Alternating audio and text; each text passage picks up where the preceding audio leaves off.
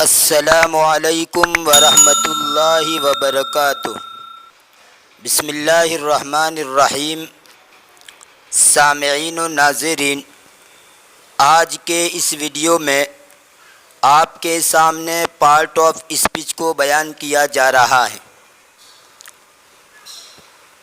Part of speech کو بیان کروں اس سے پہلے میں آپ کو بتلا دوں کہ جو آدمی کسی بھی ایک زبان کے قواعد کو، جس کو انگلش کے اندر گرامر کہا جاتا ہے، کسی بھی ایک لینگویج کے گرامر کو اچھی طرح سمجھ لے تو اس کے لیے دوسری لینگویج اور دوسری زبان کا گرامر سمجھنا بہت ہی آسان ہے۔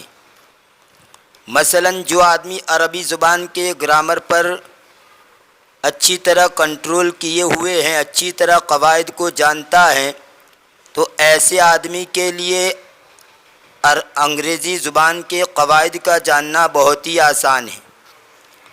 یا جو آدمی انگریزی گرامر کو اچھی طرح سمجھا ہوا ہے، وہ اگر عربی زبان سیکھنا چاہتا ہے تو اس کے لیے بھی بہت ہی آسان ہے، کیونکہ ہر زبان کا جو گرامر ہوتا ہے، جو قواعد ہوتے ہیں، وہ بالکل یکساں ہوتے ہیں، برابر ہوتے ہیں۔ یہ الگ بات ہے کہ وہاں ہر زبان کے اندر اس کا نام الگ الگ ہوتا ہے۔ مثلا اردو یا عربی کے اندر جس کو فاعل کہا جاتا ہے، انگریزی کے اندر اسی کو سبجیکٹ کا نام دیا جاتا ہے۔ یا اردو اور عربی کے اندر جس کو مفعول کہا جاتا ہے، انگریزی کے اندر اسی کو آبجیکٹ کہا جاتا ہے۔ تو نام الگ الگ ہوتا ہے لیکن مفہوم تو ایک ہی ہوتا ہے۔ ایک اور مثال میں دوں کہ عربی کے اندر اتا اور جا کا معنی آنا، اتا کا معنی بھی آنا، جا کا معنی بھی آنا، لیکن اسی اتا اور اسی جا کے ساتھ اگر با کا لفظ بڑھا دیا جائے، جس کو حرف جر کہا جاتا ہے، با حرف جر، جس کو انگلش کے اندر پری پوزیشن کہتے ہیں، تو اگر اسی عطا کے ساتھ با لگا دیا جائے اور اسی جا کے ساتھ با لگا دیا جائے تو ایسی صورت کے اندر اس کا ترجمہ بدل جائے گا، آنا سے اس کا ترجمہ ہو جائے گا لانا۔ اب یہی بات انگریزی کے اندر بھی ہے کہ انگریزی کے اندر ایک لفظ آتا ہے گو، تو گو کا معنی ہوتا ہے جانا، لیکن اسی گو کے ساتھ اگر آپ اون کا لفظ بڑھا دیں، او این، جس کو حرف جر کہا جاتا ہے اور انگریزی کے اندر اس کو پری پوزیشن کہتے ہیں، تو جیسے ہی آپ نے اون لگا دیا، گو اون، تب اس کا پورا ترجمہ چینج ہو گیا۔ اب گو اون کا معنی جانا نہیں رہے گا، گو اون کا معنی جاری رکھنا۔ ایسے ہی کیپ، کے ڈبل ای پی، کیپ، اس کا معنی ہوتا ہے رکھنا، لیکن اسی کیپ کے ساتھ آپ او این لگا دیں، کیپ آن، تو اس کا معنی بھی ہوتا ہے جاری رکھنا۔ یہ تو میں نے ایک مثال کے طور پر یہ دو مثالیں دی، ورنہ میں تو آف لائن جن اسٹوڈنٹ کو پڑھاتا ہوں جو انگریزی سیکھتے ہیں، میں ان کے سامنے وضاحت کرتا رہتا ہوں کہ دیکھو تم انگریزی پڑھ رہے ہو، انگریزی کے اندر اس کو اس طرح کہا جاتا ہے، سیم جو قاعدہ یہاں عربی کے اندر ہے وہی قاعدہ انگریزی کے اندر ہے۔ تو جو اسٹوڈنٹ میرے پاس عربی سیکھتے ہیں آف لائن اور اسکول کے اندر انگریزی بھی سیکھتے ہیں، تو ان کے سامنے میں اس طرح پیش کرتا ہوں تاکہ ان کو بات اچھی طرح سمجھ میں آ جائے۔ خیر، تو کسی بھی لینگویج کا اور کسی بھی زبان کا اگر ایک مکمل گرامر اچھی طرح سمجھ میں آ گیا تو اس کے لیے دوسری زبان کے گرامر کو، قواعد کو جاننا بائیں ہاتھ کا کھیل ہے۔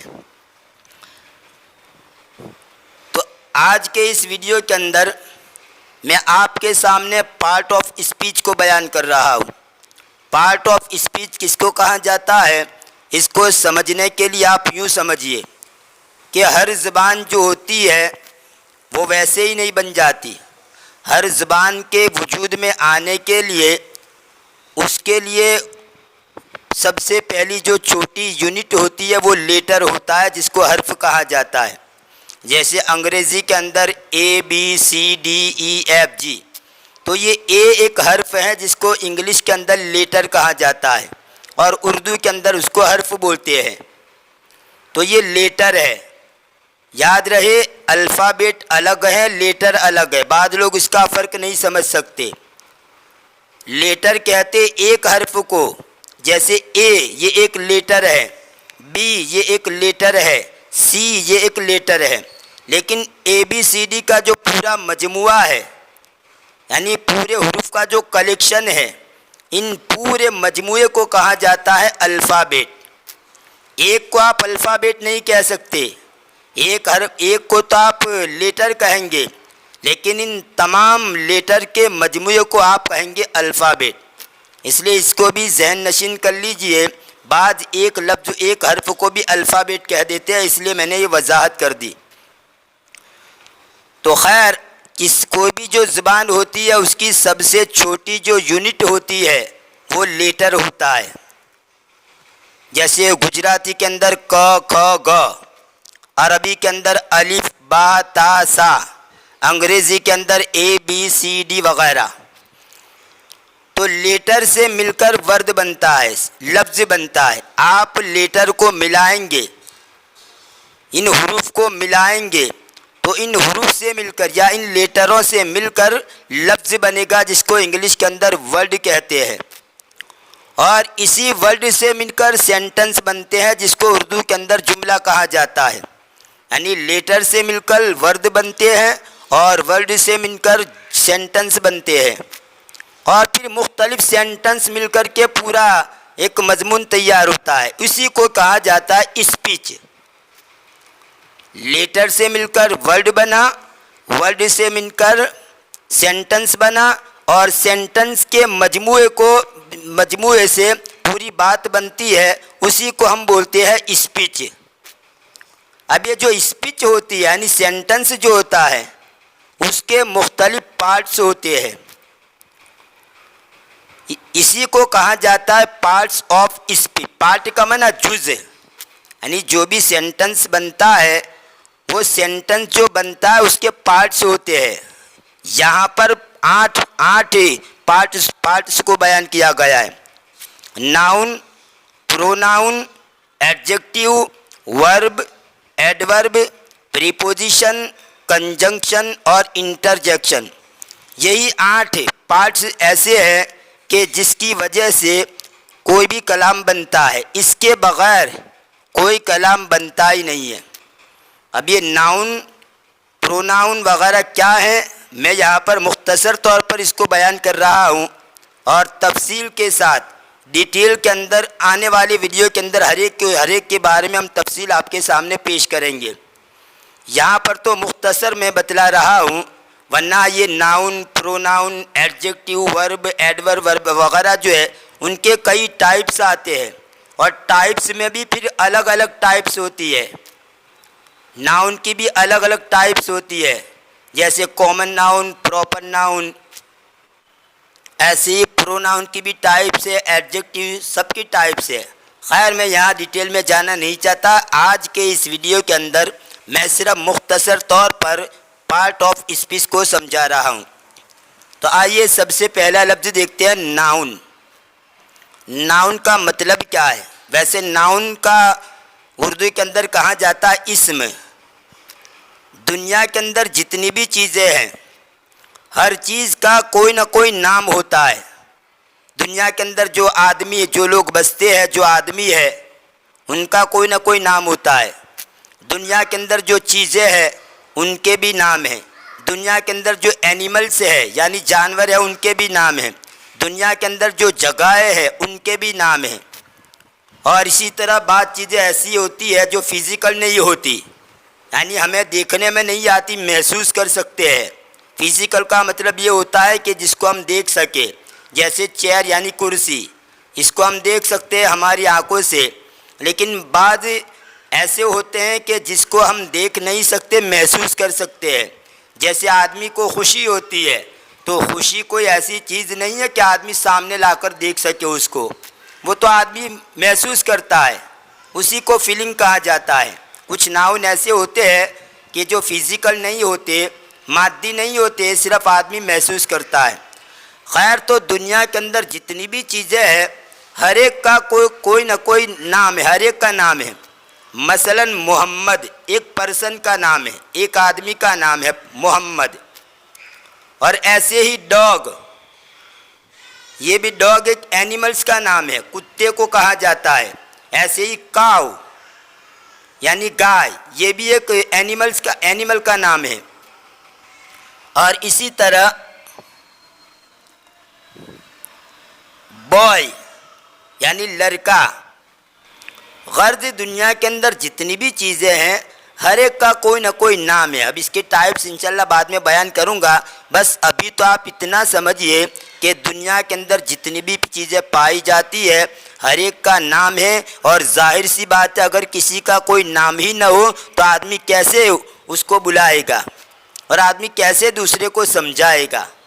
تو سب سے پہلا جو پارٹ ہے پارٹس آف اسپیچ میں وہ ناؤن ہے، جس کو اردو کے اندر اسم کہا جاتا ہے۔ دوسرے نمبر پر پروناؤن، یہ ناؤن کے ساتھ آپ PRO لگا دو، پروناؤن، جس کو اردو کے اندر اسم ضمیر کہا جاتا ہے۔ پروناؤن کا مطلب یہ ہوتا ہے کہ جو ناؤن کی جگہ پر استعمال ہو، جو ناؤن کی جگہ پر استعمال ہو اس کو پروناؤن کہا جاتا ہے۔ مثلا محمد ایٹ دا فوڈ، محمد نے کھانا کھایا۔ And he drink the water, اور اس نے پانی پیا۔ تو یہاں پر دیکھیے یہ ہی کا جو لفظ ہے ہی، یہ ہی سے مراد وہی محمد ہیں، یعنی ہی سے اشارہ ہوا محمد کی طرف۔ اب ظاہر سی بات ہے اگر بار بار یہ محمد کا لفظ استعمال کیا جائے کسی جملے کے اندر تو کلام بھی بھدا لگتا ہے۔ اسی وجہ سے بار بار ناؤن کو استعمال نہ کر کے، بار بار اس کو نہ لا کر کے اس کی جگہ پر پروناؤن لیا جاتا ہے۔ تو یہ ہی جو ہے وہ محمد کی طرف، ہی سے مراد محمد ہیں اور یہی اس کا پروناؤن ہے، یہ پروناؤن ہے۔ تو پروناؤن کا مطلب یہ ہوتا ہے کہ جو کسی نام کی جگہ پر استعمال ہو۔ تیسرے نمبر پر آتا ہے، میں بالکل مختصر طور پر عرض کر رہا ہوں، میں ڈیٹیل میں باتیں بیان نہیں کر رہا ہوں اس ویڈیو کے اندر، ورنہ ویڈیو لمبا ہو جائے گا۔ میں ایک ایک ورڈ کے اوپر تفصیلی گفتگو بعد میں کروں گا۔ تیسرے نمبر پر آتا ہے ایڈجیکٹیو، جس کو اردو کے اندر صفت کہا جاتا ہے۔ اب یہ بعض لوگ اس کو ایڈجیکٹیو بولتے ہیں اور بعض لوگ کہتے ہیں کہ ڈی سائلنٹ رہتا ہے اس کو ایڈجیکٹیو پڑھیں گے۔ خیر تو بعض لوگ اس کو ایڈجیکٹیو پڑھتے ہیں اور بعض لوگ اس کو ایڈجیکٹیو پڑھتے ہیں۔ خیر تو ایڈجیکٹیو جو ہے اس کو سمجھنے کے لیے آپ یوں سمجھیے کہ دنیا کے اندر جتنی بھی چیزیں وہ ذات کہی جاتی ہے۔ مثلا دروازہ، ڈور، یہ ایک ذات ہے۔ فین یعنی پنکھا، یہ ایک ذات ہے۔ ڈاگ، کتا، یہ ایک ذات ہے۔ تو دنیا کے اندر جتنی بھی چیزیں ہوتی ہے اس کو ذات کہا جاتا ہے، اور اسی ذات کے ساتھ اس کی کچھ خوبیاں ہوتی ہے اور اس کی کچھ خامیاں ہوتی ہے۔ خوبیوں کو انگلش کے اندر کہا جاتا ہے میرٹ سے، اور خامیوں کو کہا جاتا ہے ڈی میرٹ سے۔ تو میرٹ سے اور ڈی میرٹ سے، تو ہر ذات کے ساتھ کچھ نہ کچھ خوبی لگی ہوتی ہے یا کچھ نہ کچھ خامی لگی ہوتی ہے۔ تو جو اس ذات کے ساتھ ہم خوبی لگاتے ہیں یا اس ذات کے ساتھ جو خامی لگاتے ہیں اسی کو کہا جاتا ہے ایڈجیکٹیو۔ بالکل سمپل انداز کے اندر میں سمجھا رہا ہوں، بالکل سمپل انداز کے اندر، آسان انداز کے اندر سمجھا رہا ہوں۔ بعض لوگوں کا سمجھانے کا طریقہ ایسا ہوتا ہے کہ وہ معمولی چیز کو اس طرح پیش کرتے ہیں گویا سامنے والے کو پہاڑ لگتا ہے، اور کچھ ایسے بھی ہوتے ہیں کہ جو پہاڑ جیسی چیز ہوتی ہے لیکن اس انداز کے اندر پیش کرتے ہیں کہ سامنے والے کو ایک معمولی لگتی ہے۔ الحمدللہ میں بالکل سمپل انداز کے اندر، آسان انداز کے اندر آپ کے سامنے پیش کروں گا۔ میں دعویٰ تو نہیں کر سکتا کہ میرے جیسا آسان اور میرے جیسا کوئی آپ کو پڑھا نہیں سکتا. دعویٰ کرنا تو درست نہیں ہے, یہ گھمنڈ ہے. اتنا ضرور کہوں گا کہ الحمدللہ سمجھانے کا طریقہ, سمجھانے کا اسلوب اللہ نے دیا ہے. تو خیر, میں آسان انداز کے اندر, سمپل انداز کے اندر میں آپ کے سامنے باتیں رکھ رہا ہوں. تو بات یہ کر رہا تھا کہ دنیا کے اندر جتنی بھی چیزیں ہوتی ہے وہ ایک ذات کہی جاتی ہے, چاہے وہ پرسن ہو یعنی کوئی آدمی ہو, چاہے وہ اینیملس ہو یعنی کوئی جانور ہو, چاہے وہ کوئی تھنگس ہو, کوئی بھی چیز ہو, ہر ایک ذات کہی جاتی ہے. اب اسی ذات کے ساتھ آپ کوئی خوبی لگا دو, جو خوبی لگائی وہی اس کی صفت ہے جس کو ایڈجیکٹو کہتے ہیں. اسی ذات کے ساتھ کوئی خامی لگا دو تو وہی اس کی صفت ہے, ایڈجیکٹو ہے. مثال کے طور پر بوائے ہے, بوائے کا معنی لڑکا, اسی بوائے کے ساتھ آپ لگا دے انٹیلیجنٹ, انٹیلیجنٹ بوائے, تو اس کا مطلب ہوتا ہے ہوشیار لڑکا. تو یہ انٹیلیجنٹ جو ہے یہ اس کی خوبی لگائے اس کے ساتھ, تو اسی انٹیلیجنٹ کو آپ کہیں گے ایڈجیکٹو. ایسے ہی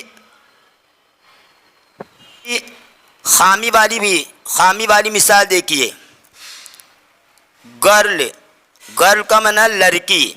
اب اسی گرل کے ساتھ آپ شیم لیس لگا دو, شیم لیس یعنی بے شرم, شیم کا معنی شرم اور اس کے ساتھ ایس لگانے سے بے شرم کا ترجمہ ہو جاتا ہے.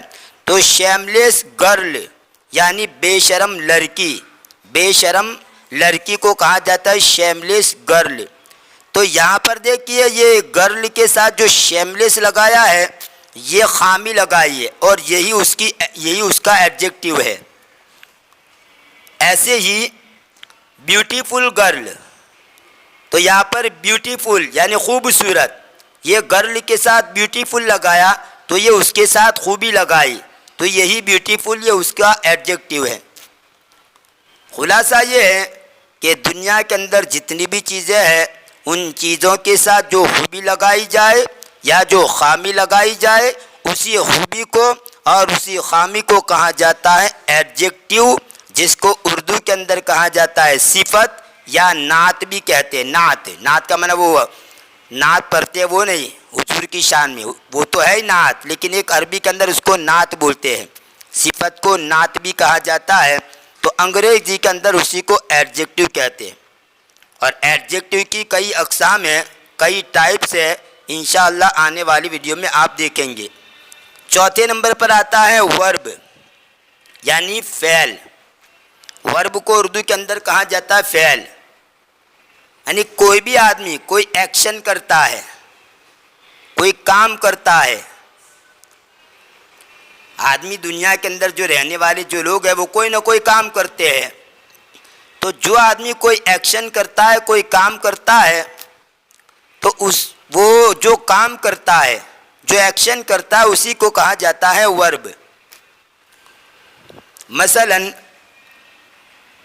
محمد رنز, محمد دوڑتا ہے, تو یہاں پر محمد تو سبجیکٹ ہے لیکن یہ رنز جو ہے یہ ورب ہے, یعنی دوڑنے کا کام کر رہا ہے. محمد ریڈس, محمد پڑھتا ہے, تو یہ ریڈس جو ہے یہ ورب ہے اور پڑھنے کا کام محمد کر رہا ہے. تو محمد تو ہوگا سبجیکٹ اور یہ ریڈس جو ہے وہ ورب ہے. خیر, تو ورب جو ہوتا ہے ایکشن کو کہا جاتا ہے. اب اس ورب کی بھی کئی اقسام آتی ہے, ٹرانزیٹو ورب, انٹرانزیٹو ورب اور دیگر اقسام. انشاءاللہ آنے والی ویڈیو میں آپ دیکھیں گے.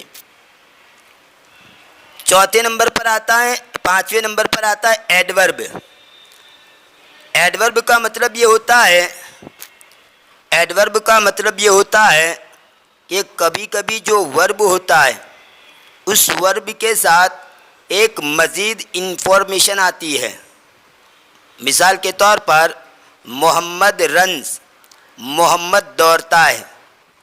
اب وہ کیسے دوڑتا ہے, کس طرح دوڑتا ہے, آگے میں نے کہہ دیا محمد رنز سلولی. تو یہ سلولی جو ہے اسی کو کہا جاتا ہے ایڈورب کہ محمد آہستہ سے دوڑتا ہے. سلولی کی جگہ پر آپ فاسٹ بھی کہہ سکتے ہیں، یعنی محمد رنس فاسٹ، محمد تیزی سے دوڑتا ہے.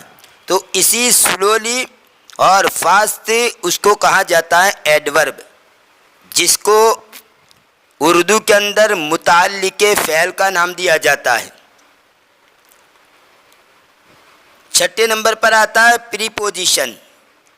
پریپوزیشن کو اردو کے اندر کہا جاتا ہے حرف جار. محمد ان دا روم، محمد روم میں ہے. تو یہاں پر دیکھیے یہ روم جو ہے، اس روم کا ریلیشن کیا گیا ہے محمد کے ساتھ، لیکن اس کے بیچ کے اندر یہ ان کا لفظ آیا ہے. تو یہ جو ان کا لفظ ہے اسی کو کہا جاتا ہے پریپوزیشن. محمد ان دا روم، محمد روم میں. یا دوسری مثال دیکھیے، there is a book in the table, there is a book on the table, کہ ٹیبل کے اوپر بکس ہے، بک ہے، کتاب ہے. تو یہاں پر بھی دیکھیے یہ ٹیبل جو ہے، دا ٹیبل، ان کا ریلیشن کیا گیا ہے بک کے ساتھ کہ بک کہاں ہے، ٹیبل پر. تو پری پوزیشن کا مطلب یہ ہے کہ جس کے ذریعے سبجیکٹ کے ساتھ کسی کا ریلیشن کیا جائے اور ان کو جوڑا جائے. آپ سیدھے سادے انداز کے اندر جو عربی جاننے والے لوگ ہیں، خصوصاً جو طلباء ہے عربی، میں ان سے کہوں گا کہ جس کو ہم حروف جر کہتے ہیں، بس انہی حروف جر کو انگریزی کے اندر کہا جاتا ہے پریپوزیشن. جس چیز کو ہم لوگ عربی کے اندر حروف جر کہتے ہیں، انہی کو انگریزی والے پریپوزیشن کا نام دیتے ہیں. آپ بالکل آسان انداز میں اس طرح سمجھ لیجئے. اب یہ پریپوزیشن کون کون سے ہیں انشاءاللہ اس کو بعد میں بیان کیا جائے گا. ان کا معنی میں، آن کا معنی پر، فرام کا معنی سے، ٹو کا معنی تک، طرف وغیرہ. 7ویں نمبر پر آتا ہے کنجنکشن. کنجنکشن کا مطلب یہ ہوتا ہے کہ جو ایک ورد کو دوسرے ورد سے جوڑنے کا کام کرتے ہیں، یا ایک سینٹنس کو دوسرے سینٹنس سے جوڑنے کا کام کرتے ہیں. یعنی ورد کو ورد سے بھی جوڑا جاتا ہے، ایک لفظ کو ایک لفظ سے بھی جوڑا جاتا ہے، اور پورے سینٹنس کو بھی جوڑا جاتا ہے. مثال کے طور پر I like you and your friend. I like you and your friend. میں تجھے بھی پسند کرتا ہوں اور تیرے دوست کو بھی. تو یہاں پر دیکھیے یہ یو اور یور فرینڈ، تو یو بھی ایک لفظ ہے اور یہ فرینڈ جو ہے یہ بھی لفظ ہے. یہ پورا سینٹنس نہیں ہے، اگرچہ دو لفظ ہے یور فرینڈ، لیکن سینٹنس نہیں ہے، کیونکہ سینٹنس اس کو کہا جاتا ہے جس سے پوری بات سمجھ میں آ جائے. یور فرینڈ سے پوری بات سمجھ میں نہیں آتی. تو یہ یو اور یور فرینڈ، ان دونوں کو جس نے جوڑا یعنی اینڈ، اسی کو کہا جاتا ہے کنجنکشن.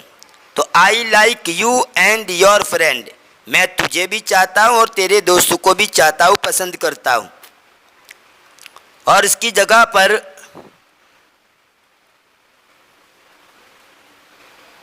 اگر میں یوں کہوں I like cricket but he like cricket but I like fit بال.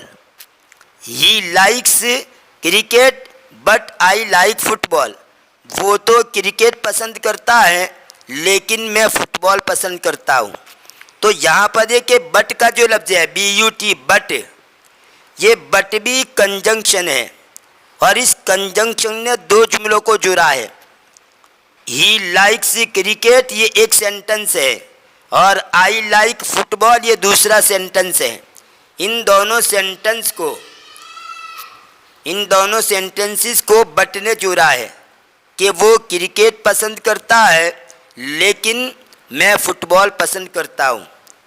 تو پہلی جو مثال دی گئی I like you and your friend, اس میں اینڈ کنجنکشن ہے جس کو حرف عطف کہا جاتا ہے.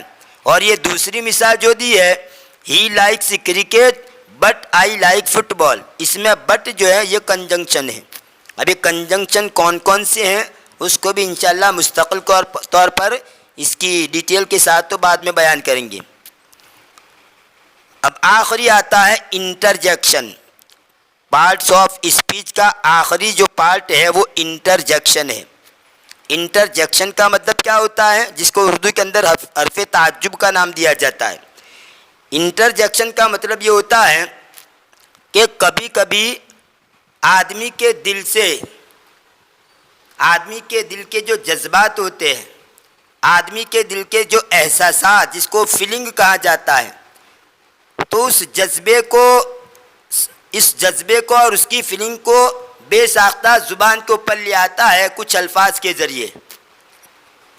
مثلا آدمی کو بہت زیادہ خوشی ہو، ایک آدمی نے کسی کو خوبصورت دیکھا، ایک لڑکے کو دیکھا کہ بہت ہی خوبصورت ہے، چاند جیسا اس کا مکھرا ہے، بہت زیادہ خوبصورت ہے.